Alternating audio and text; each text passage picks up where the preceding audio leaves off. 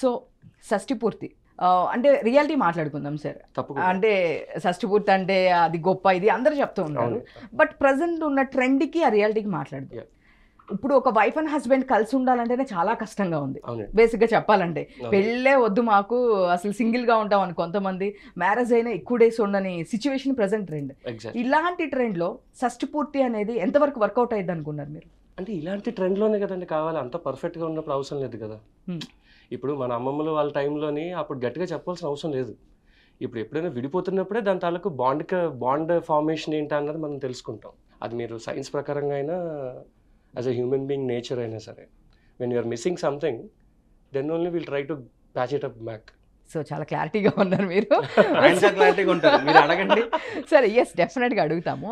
షష్ఠి పూర్తి అనే మూవీ తీశారు కాబట్టి మ్యారేజెస్ మీద చాలా రీసెర్చ్ చేసి ఉంటారు మీరు. రీసెర్చ్ ఏం లేదండి సెపరేట్గా. అంటే ఇప్పుడు ఏదైనా ఒక తెలియని విషయాన్ని తెస్తున్నాను అంటే దానికి మనం రీసెర్చ్ చేయొచ్చు. ఆల్రెడీ తెలిసిన విషయమే, కాకపోతే ఏంటంటే చెప్పాల్సిన టైంలో చెప్తున్నాను. ఇంకోసారి గుర్తు చేసినట్టుగా అంతే.